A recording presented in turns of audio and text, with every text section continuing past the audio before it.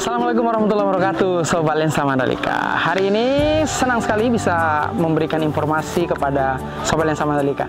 Jadi kita ada program namanya Sambang Desa, di mana program Sambang Desa ini merupakan kerjasama antara Lensa Mandalika Media dengan masyarakat sadar wisata Kabupaten Lombok Tengah.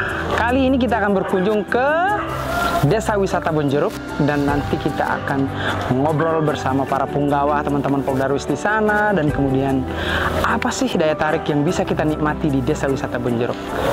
Let's go.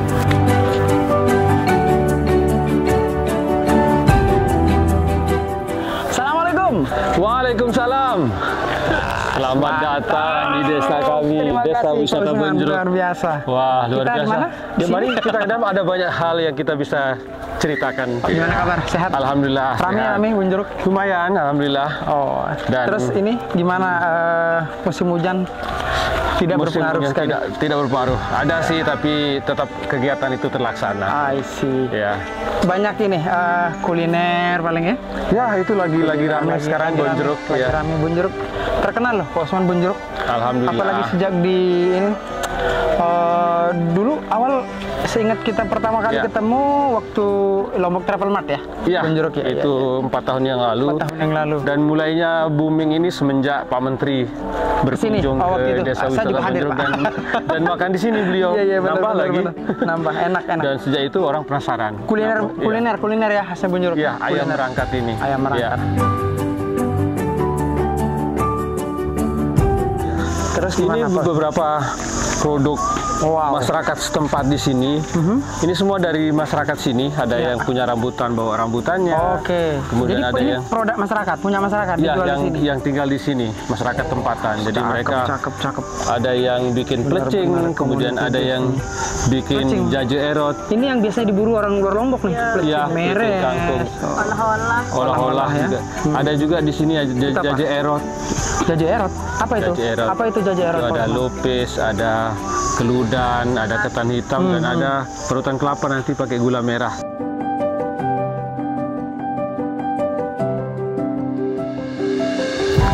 Ya, jadi ini namanya Kantin 21 Bonjeruk. Kantin 21 ya? Kita namakan kantin karena dulu awalnya kita mau bangun sekolah. Oh, untuk sekolah? Sekolah bahasa Inggris outdoor.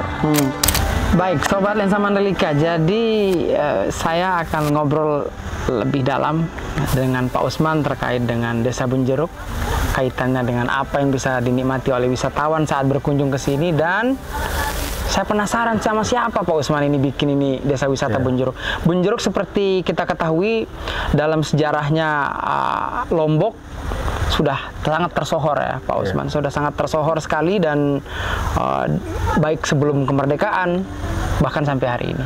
Pak Usman sehat ya, semua tim? Alhamdulillah sehat semua. Ada yang bertanya Pak Usman, ini Bonjeruk ini dulu bagaimana awal mulanya Pak Usman bersama siapa saja menginisiasi Desa Wisata Bonjeruk ini?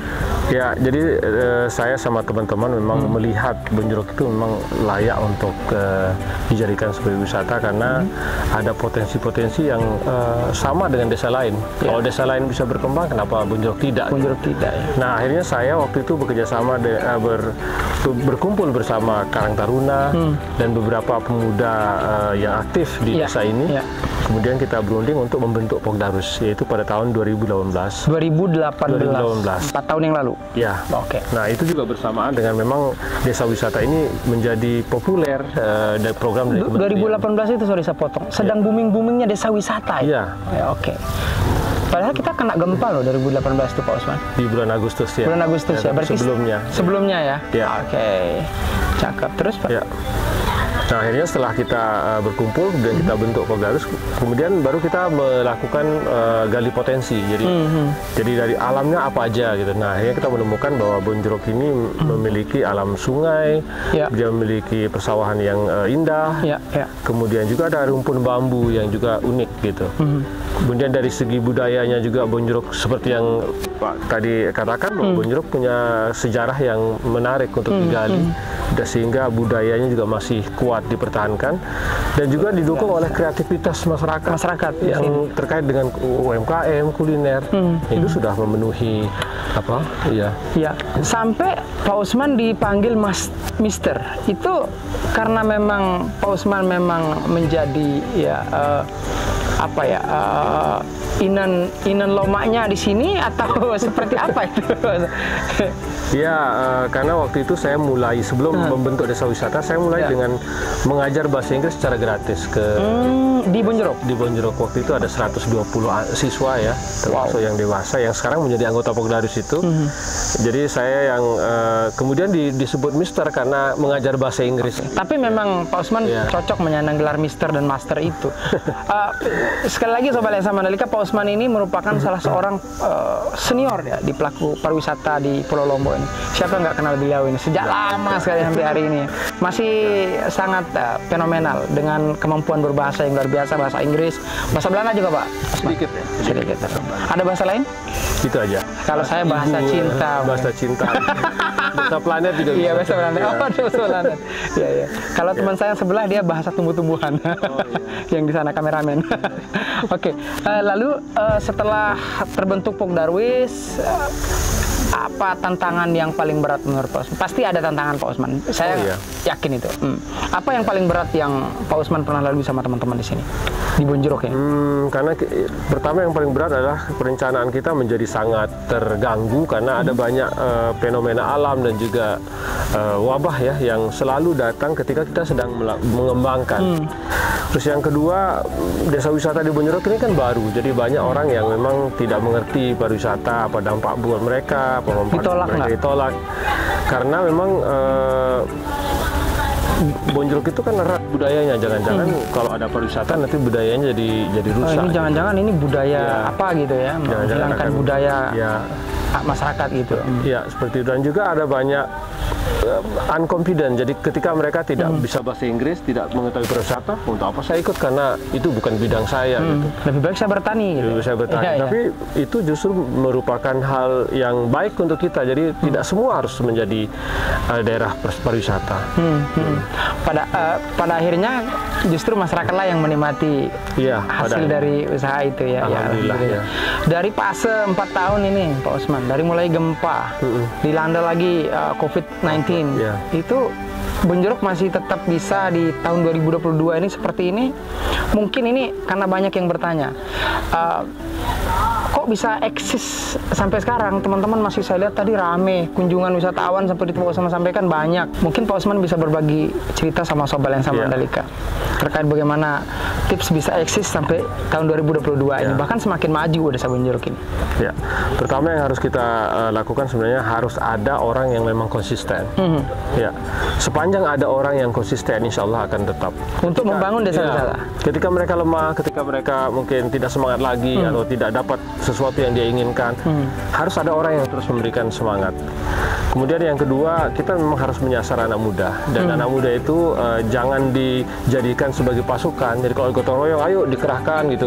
Tapi berikan mereka ruang, dan mereka mengatakan kepada saya sering sekali, saya yang merencanakan, saya yang melakukannya. Jadi betul-betul itu membangun integritas itu. Jadi kita melakukan apa yang kita ucapkan. Oke, luar biasa. Ada lagi mungkin? Yang ketiga ya kita harus terus melakukan sosialisasi, pemahaman tentang arti penting atau multiplier effects dari pariwisata. Dan itu butuh waktu.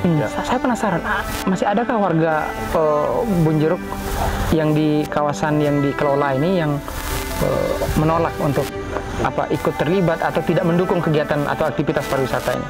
Awalnya ya, tapi sekarang alhamdulillah mereka sudah mulai terbuka dan bahkan banyak yang sudah mau ingin investasi. Oh, alhamdulillah ya, alhamdulillah.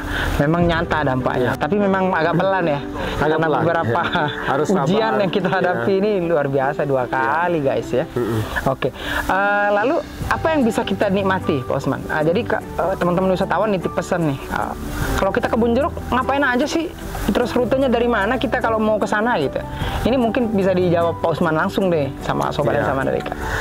Kalau kebun jeruk itu makan, itu yang paling utama. Karena Kuliner ya? kita luar biasa dan alhamdulillah sudah banyak direkomendasi. Bahkan Pak dua menteri Menteri Republik Indonesia, sudah mencoba masakan kita dan mereka mengatakan kebun jeruk itu jual makanan, yang lainnya jual tempat. Oh, wow. Nah itu yang membuat kita terus. Pak Mas Sandi Uno. Menteri Agama. Oh, Menteri Agama. Pernah bilang, dan Menteri Sandiaga juga sangat suka makanan kita. Terus yang kedua bisa bersepeda. Oh, ada atraksi sepeda juga. Iya. Itu berapa kilo, Pak? Ada yang 6 km, ada yang 13, ada yang 4. Oh, ada pilihan. Tergantung dari kekuatan lutut. Sama Mandalika. Oke. Kalau wisatawan Belanda biasanya 13. 13. Mereka suka yang panjang. Eropa maksud saya. Iya, yang Eropa ya. Mereka suka yang lebih panjang. Oke. Dari wisata sepeda, wisata kuliner. Kuliner apa tuh, Pak Osman? Kuliner kita yang kita angkat adalah ayam merangkat. Ayam merangkat. Apa itu? Mungkin teman-teman sobat-sobat yang sama Mandalika mau tahu lebih dalam tentang. Jadi ayam merangkat itu adalah sajian kuliner yang disuguhkan pada malam penculikan calon pengantin perempuan. Seperti kita ketahui di Lombok itu kan sistem menikahnya adalah ngambil diam-diam. Mengambil gitu. Nah malam itu disuguhkan ayam itu. Ayam merangkat itu. Untuk atraksi wisata sendiri, Pak Osman? Ya, selain tadi wisata kuliner, kita juga melakukan sepeda dan juga walking tour. Atau jalan-jalan di perkampungan melihat kegiatan masyarakat. Antara lain ada orang menenun, ada orang buat kopi, ada membuat jahi gulung, dan ada permainan gansing. Kemudian ada demo pembuatan sate kuncung. Sate puncung. Ada satu lagi kuliner kita. Saya mau coba dong, Pak Osman. Kita rutenya kalau mau sepeda atau walking tour tuh kemana saja, biar nanti juga Sobat Lensa Mandalika bisa dapat gambaran. Jadi kalau kebun jeruk lihat ini gitu. Ya. Baik, jadi selain bertani dan juga beternak, masyarakat di sini khususnya ibu-ibu itu melakukan kegiatan sehari-hari yaitu menenun. Menenun ya? Oke. Menenun motif apa aja tuh yang ditenun di khasnya kebun jeruk ini, Pak Osman? Ya, yang utama adalah ada jenis tenunan ragi genap, kembang komak dan juga sabuk anteng. Sabuk anteng itu ya? Anteng aja? Anteng aja. Dan nanti dari kembang komak ada juga motif-motif yang lain, yang turunan dari itu. Atau bisa dipesan motif sendiri? Bisa juga dipesan, sesuai dengan ukuran juga. Oke. Assalamualaikum. Wah, meres. Nah, kopi Sangrai Kebun Jeruk ini ada 3 varian rasa yang kita buat. Hari ini dia melakukan yang satu. Keunikan dari kopi Sangrai Kebun Jeruk adalah mengsangrai dengan menggunakan pasir magnet. Bertujuan supaya kematangan dari biji kopi itu merata, sehingga rasanya semuanya menjadi gurih. Oke, jadi ini proses pembuatan kopi alami di Desa Wisata Kebun Jeruk dengan cara kopi disangrai dicampur sama pasir magnet, digaru-garu pelan-pelan, dibakar pakai kayu bakar dengan asap yang itu akan menghasilkan tekstur rasa yang kuat sekali.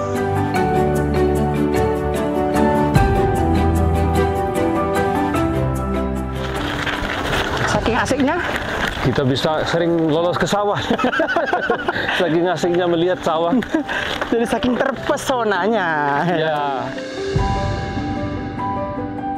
Selain walking tour, Sobat Lensa Mandalika juga bisa berkeliling desa wisata Kebun Jeruk menggunakan sepeda, melewati areal persawahan yang hijau asri, menyejukkan mata. Setelah puas bersepeda, saatnya kita menuju Pasar Bambu Kebun Jeruk.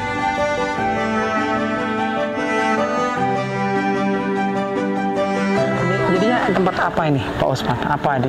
Ya, ini merupakan tempat untuk wisata kuliner, kuliner khas Desa Kebun Jeruk, yaitu ayam merangkat. Oh, oke, di sini ya, di Pasar Bambu. Namanya adalah Pasar Bambu Kebun Jeruk, yang awalnya dikembangkan oleh Pok Darwis, kemudian dibantu juga oleh salah satu pemodal dari Kebun Jeruk sendiri, yaitu Pak Dayat. Luar biasa. Namun beberapa seperti galeri dan juga yang bekerja di sini juga banyak dari anggota Pok Darwis dan warga setempat. Baik. Boleh kita lihat dulu gimana? Baik, kalau gitu kita akan ajak untuk melihat kegiatan masyarakat terkait dengan kuliner. Let's go. Mari.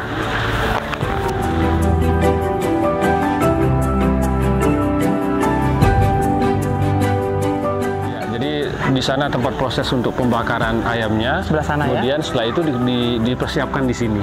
Disaji. Nah, berarti ini orang punya plating. Ya, penyajiannya. Penyajian ayam Jadi merangkat. baru waiter akan membawa langsung ke saung-saung atau beruga-beruga yang sudah tersedia. Oke.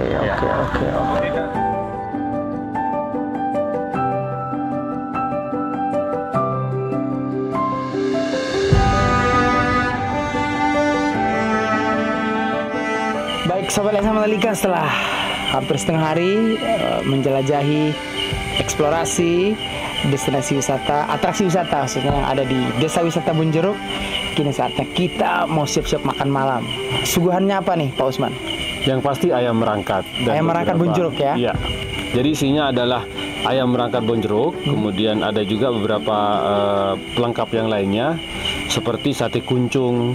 Itu apa? Sate kuncung itu terbuat dari pisang biji. Pisang yang biji. masih muda itu dicincang, kemudian dicampur dengan ayam. Dulunya belut, tapi musiman ya. Nah, dipakai ayam, kemudian ada parutan kelapa dan juga beberapa bumbu. Itu juga termasuk khas di desa ini. Yang kemudian ada juga sayur pedih panas. Sayur pedih panas. Ya. Oh, betapa pedih dan panas. Ya. Nah, kita usahakan semua bahan makanan yang ada di sajian kita itu kita usahakan semuanya diambil dari kebun warga atau kebun sekitar sini. Nanam sendiri? Nanam sendiri. Cabai kita tanam. Pedih panas itu bisa ya Kemudian kacang pisang panjang. biji juga kita tanam. Pisang biji. Kacang panjang juga kita tanam. Yang enggak ditanam apa? Terasi sama garam nih.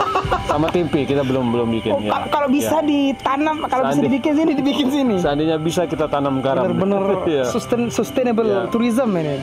Supaya produknya. perputaran ekonomi ini banyak di sekitar kampung ini. Jadi semua raw materials itu diambil dari warga Bonjeruk sendiri. Jadi betul ya, asam di gunung, garam di laut, ketemunya di Bonjeruk.